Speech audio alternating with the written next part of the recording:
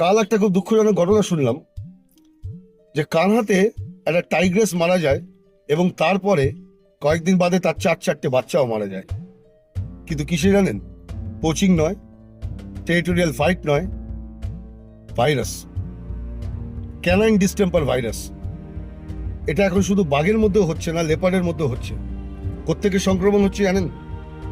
কুকুর থেকে। বাঘ যখন বাফার জোনে যাচ্ছে, কোনো গরু বা ছাগল শিকার করছে, সেটাকে নিয়ে এসে খাচ্ছে, আর একদিনে তো পুরো খেতে পারছে না, রেখে দিচ্ছে। তখন এই আশেপাশে গ্রামের কুকুরগুলো এসে সেটা খাচ্ছে। এই কুকুরের দাঁত থেকে তখন ওই মাংসের মধ্যে সংক্রমণ হচ্ছে এই ক্যানাইন ডিস্টেম্পার ভাইরাস। তারপর বাঘ যখন আবার পরে এসে সেই মাংসটা খাচ্ছে, তো বাঘের শরীরে চলে যাচ্ছে। এই ভাইরাসটার জন্য কি হচ্ছে, তার শরীরের ভেতরে অঙ্গ প্রত্যঙ্গ আস্তে আস্তে বিকল হতে থাকছে। এমনও শুনেছি, বিবেকজির একটা আর্টিকেলে শুনছিলাম যে একটা লেপার্ড এই ভাইরাসটার জন্য ভুলেই গেল তার আইডেন্টিটি।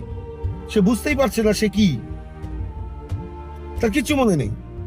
গ্রামের লোকজন তাকে মালা পরাচ্ছে, দুধ ধুনো দিয়ে পুজো করছে, খেলা করছে, লেপার্ডটা কিছু বুঝতে পারছে না। তো এটা তো ভীষণ অ্যালার্মিং। এইভাবে যদি কুকুর থেকে এই ক্যানাইন ডিস্টেম্পার ভাইরাসটা সংক্রমণ হয়, তাহলে তো ওয়াইল্ড লাইফের জন্য মারাত্মক ক্ষতি। তার জন্য বনকর্মীরা কি করছে, আশেপাশের গ্রামে কথা বলছে, লোককে কনসাস করছে এবং কুকুরদের ভ্যাকসিনেটেড করার কথা ভাবা হচ্ছে।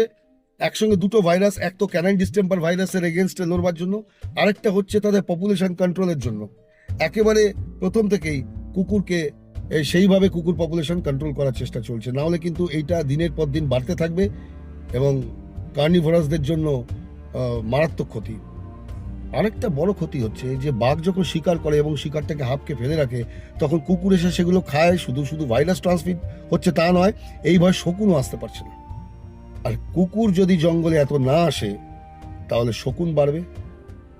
আর যে জঙ্গলে শকুন বেশি পাওয়া যাবে, সেই জঙ্গলটা তত বেশি হেলদি হবে, জঙ্গলের নিজস্ব ইকুইলিব্রিয়াম বজায় থাকবে। তাই এই কুকুরের পপুলেশন কন্ট্রোল করা, কুকুরকে ভ্যাকসিনেটেড করা জঙ্গলের আশেপাশে গ্রামগুলোর ভীষণ ভীষণ জরুরি। না হলে সামনে অনেক বড় ক্ষতি আসতে চলেছে।